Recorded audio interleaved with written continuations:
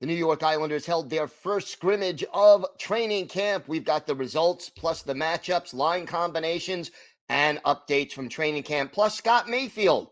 What does a successful season look like for him, and what role should we expect him to play on the Islanders this year? All that and more on today's Locked On Islanders podcast. Your Locked On Islanders, your daily podcast on the New York Islanders. Part of the Locked On Podcast Network, your team every day.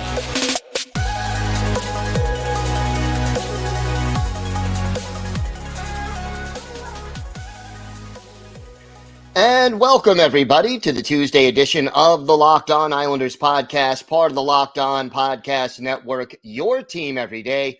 I want to thank everyone who makes Locked On Islanders your first listen every day. Don't forget to subscribe on YouTube or wherever you get your podcasts so you can get new episodes as soon as they drop. And you can find us now on SiriusXM on the SXM app. Just search for Locked On Islanders. Lots to talk about on today's show. But first, if you've got something Islanders related on your mind, if you have a question, a comment, maybe a topic you'd like us to talk about on a future episode, send us an email to lockedonislanders@gmail.com. And if you include your first name and where you're from, we're happy to mention you on the show when we talk about whatever it is that's on your mind. You could also follow the show on Twitter at Locked On Isles. You could follow me, Gil Martin, on Twitter at Ice Wars, NYRVSNYI. We'll keep you up to date on all things Islanders throughout training camp, preseason games, which start tonight, plus all throughout the regular season. We will have injury updates, line combinations. If it's happening to New York Islanders, we will have it for you here on Locked On Islanders. We're here every Monday through Friday between now and, well, mid-July. So we're back to daily here on the Locked On Islanders podcast. The Islanders held their first scrimmage of the preseason. They do that ahead of the first preseason game, which is tonight at Madison Square Garden against the Rangers. And I will be live tweeting during the game. So please do follow me and check it out. And always great to talk Islanders hockey during the game or anytime. So they did hold a scrimmage. And here were the teams. You had the blue team against the white team. And here were the line combinations for each. And we'll talk a little bit about that before we get into the nitty-gritty of what happened in the shootout. For the blue team, top line, J.G. Pageau, centering Anders Lee and Matthew Maggio. The second line was Brock Nelson, centering Ruslan Iskakov and William Dufour. Carlson Kuhlman centered the third line, Pierre Engvall and Julien Gauthier on either side of him. And then you had Johnston, McLean, and Clutterbuck as your fourth line. Isaiah George and Ryan Pollock were the top defense pair. Samuel Bolduc and Scotty Mayfield the second. And then you had Aho and Fulp as your third pair with Grant Hutton as the extra. And the two goalies, Semyon Varlamov and Jakub Skarik. Meanwhile, on the white team, Bo Horvat centering Arno Durando and Matthew Barzal. So that trio staying together as the top line for white. Casey Cizikas centers Simon Holmstrom and Oliver Wahlstrom on the second line. You had Cates, Newkirk, and Fashing as your third line. Pinho, Liukas, and Martin as your fourth line. Pelech and Ledoux, Mitchell and Dobson, Chalowski and Salo are your defense pairings, and Ilya Sorokin and Ken Appleby are the goaltenders. It goes to overtime in this game, and Team Blue gets a 5-4 win. 2 goals for Matthew Barzal and Julien Gauthier in this one. Other goals, Hudson Fashing and William Dufour. At the end of each period, they did hold a shootout competition. And after the first period, it was Arno Durando who looked really, really good, while Isaiah George, who continues to just play really well, did a great job when he got a chance to score in the shootout. And look, let's face it. Let's cut to the chase. The New York Islanders need to be better in shootouts and in overtime this year. And, we've talked about the power play being a problem and the offense overall. The Islanders play in 3-on-3 in overtime and in shootouts. That directly is a reflection of the lack of skill that this team has. And, you don't need to be an elite goal scorer to be a great shootout player. I can go back to Franz Nielsen, who was realistically a 15 to 20 goal a year guy for most of his NHL career, but he was like a shootout specialist. So realistically, the Islanders, if they're smart, and I'm not saying that they're going to be smart or not, but if they're smart, they are going to have at least keep on this roster one player, maybe two, who are really good at shootouts in order to just be better. Let's face it. If the Islanders last year, what did they win? One game in a shootout all year, and it wasn't until late. If they would have gone 500 in shootouts, maybe they're fighting the Rangers for third place in the Metropolitan Division, and they aren't just making the playoffs by 1 point. They're making it by 4 or 5 points. It makes a difference in the standings. I don't like shootouts. Everydayers, I think shootouts are exciting. I'm not going to deny that, but I think it's a horrible way to decide a hockey game. And I don't like in an overtime loss or shootout loss, you get 2 points for the winner and 1 point for the loser. I think they either should be going to a 3 points for regulation win, 2 for an overtime or shootout win, 1 for an overtime or shootout loss, and none for a regulation loss. Or you just eliminate the loser point, and if you win in overtime, you get 2 points, and the losing team gets none.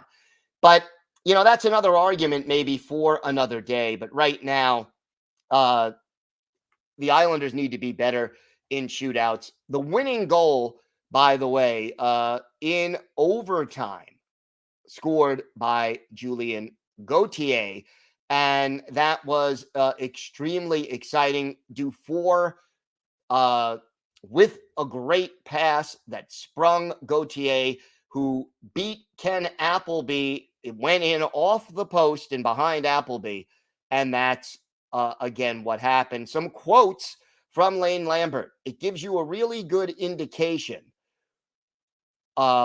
when you've got them in a game situation, how well guys are grasping concepts. And then you look at individual things, individual tendencies. Some guys might look really good in drills and in practice, but maybe not so good in a game situation. So these are the type of things you look for and figure out. And he added, we've got work to do. I fully expected that after day one.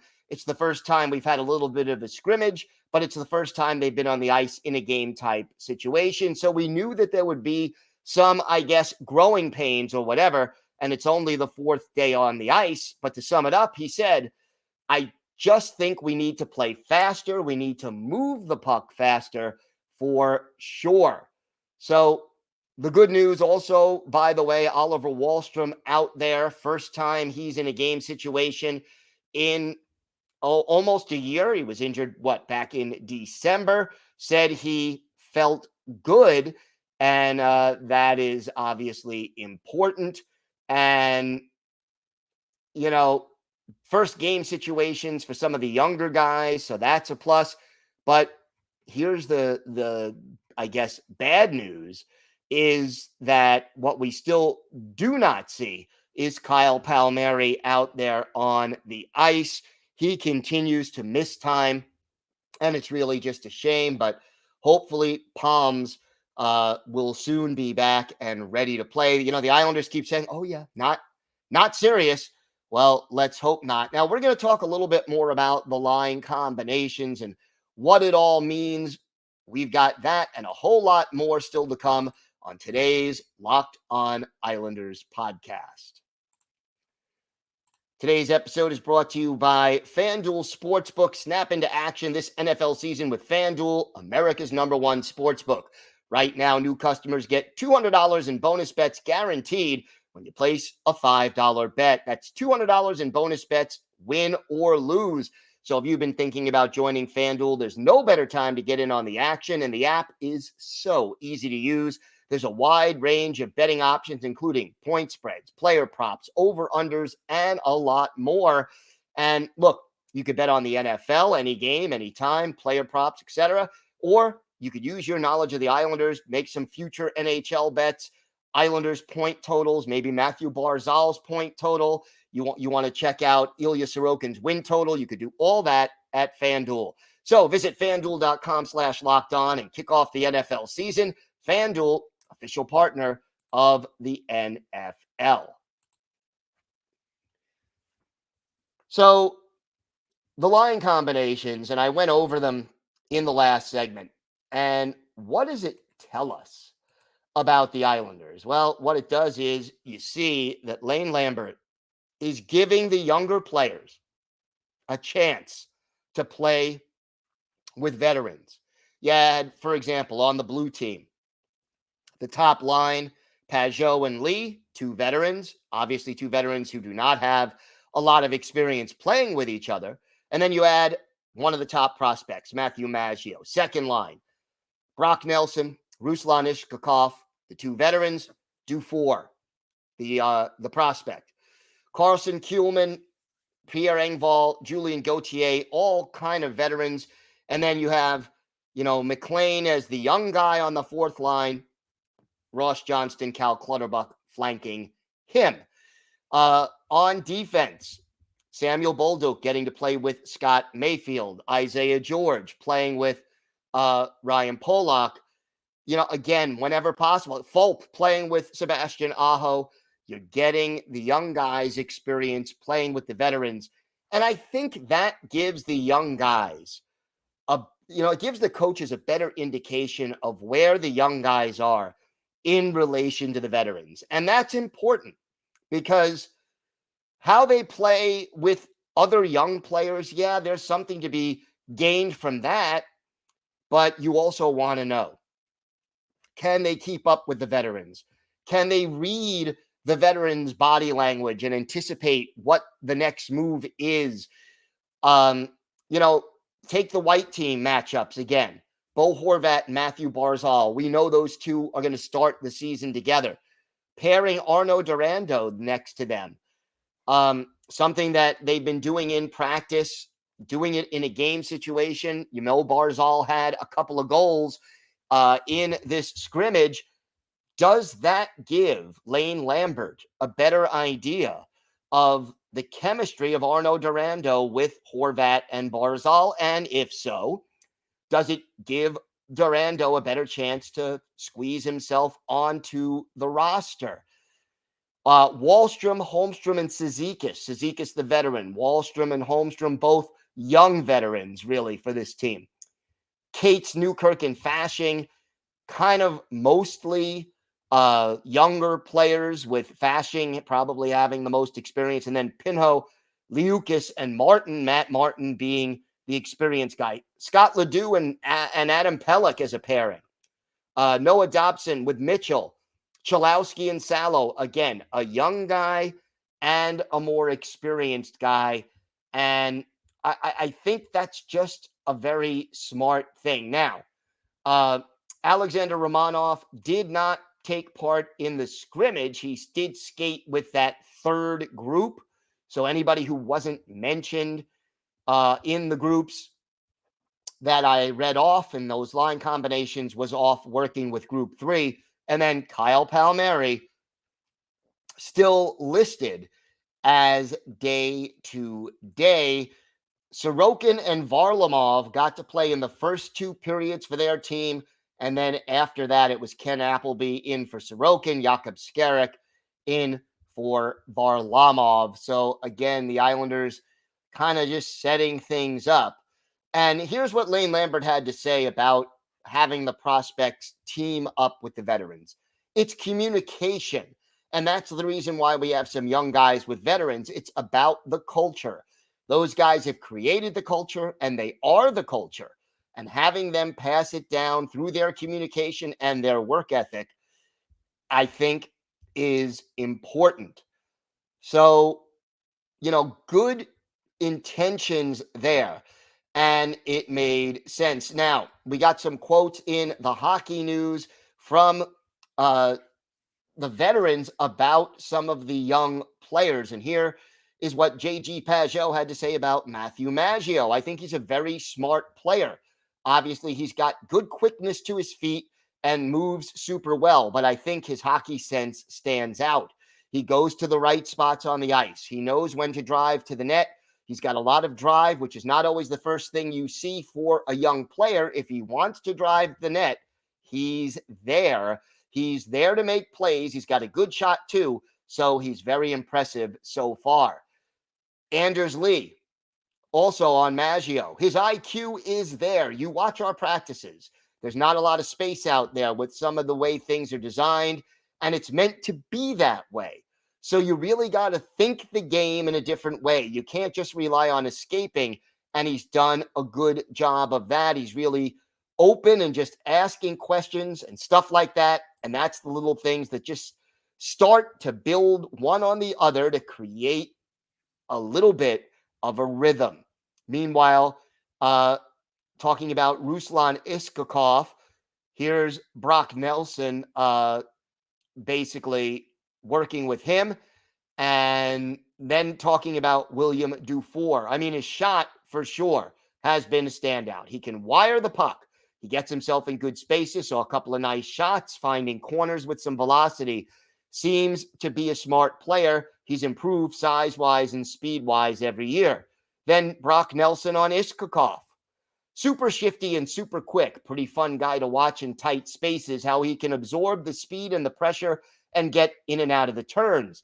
His hands mimic that as well. He's got some quick hands and can make some pretty nice plays. He has the puck on a string, so I try to get open for him. He finds the guys in tight spaces and gets some opportunities. So, again, you have the veterans talking extensively about the younger guys and what they can add, and seeing these young guys get experience. Now, we're going to see more of it tonight when the Islanders open up the preseason against the New York Rangers. I can't wait. I can't wait. It is on MSG and MSG Plus, and it's a 7:00 Eastern time start tonight at Madison Square Garden. Hopefully they'll have the Islanders announcers available for this game. That is expected if it's also on MSG Plus. And again, like I said, Ice Wars NYR VSNYI, that's my Twitter handle. And feel free to follow because I will be live tweeting during the game. We have got a lot more to get to on today's show. We will talk about Scott Mayfield, what he brings to the table, what his expected role is, and what he needs to do to be successful this year for the Islanders. Plus, we will have our Islanders birthday of the day, a small, tough guy from the first decade of Islanders hockey who played on 2 of the Islanders' 4 Stanley Cup championship teams. Let's see if you can guess who that is. We've got all that and more still to come on today's Locked On Islanders podcast. So we continue our player-by-player look at the Islanders and what role each player is going to play and what would a successful season be. Today, Scott Mayfield. Everydayers, we've been doing this now for the better part of a week, and we will keep doing it until the season gets underway.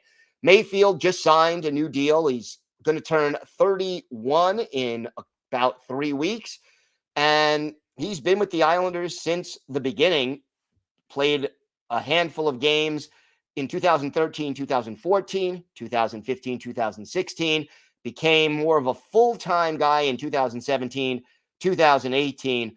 And look, Mayfield's been in part of 9 seasons for the Islanders. Last year, 6 goals, that's a career high, 18 assists, another career high. So obviously the 24 points, a career high. He was a +8, 83 penalty minutes, still had a little bit of a tendency to take a few foolish penalties, and I think needs to be a little more efficient at getting the puck out of his zone. He's not bad at it, but he's not always consistent, doesn't always take that simple opportunity to clear the zone, and that's what you want to see. Mayfield has great size. He's 6'5", 220 pounds. He is at his best in his own zone as a stay-at-home defenseman. The issue, he really did, especially early in the season, like the fact that Lane Lambert was giving the defenseman an opportunity to join the rush, obviously in a calculated fashion. And he did score a little more as we see the career highs, but it did occasionally get him into trouble getting back into his own zone. He can certainly kill penalties. He had only 107 hits, which is not a lot over 82 games for a guy of his size. But, Mayfield is not, his game is not based necessarily on blistering hits. It's more on, you can't get around me. You're not going to beat me for a puck. I have a longer reach than you, and you're going to not get to the spot on the ice you want to get to because I'm in your way. So there is that aspect of it. To me, for Scott Mayfield, what he needs to do, if he can duplicate his numbers from last year, even a little lower, even if he has 4 goals and 15 assists, get me close to 20 points, be a plus minus, cut the penalty minutes down a little bit from a year ago, be an effective penalty killer when called upon, and be smart as to when you choose to join the rush. Mayfield, a capable, steady veteran player, going to be here for the next 7 years, so he'll be 37 when his contract expires. And again, one of those Lou Lamoriello moves of signing a steady, efficient bottom pair defenseman.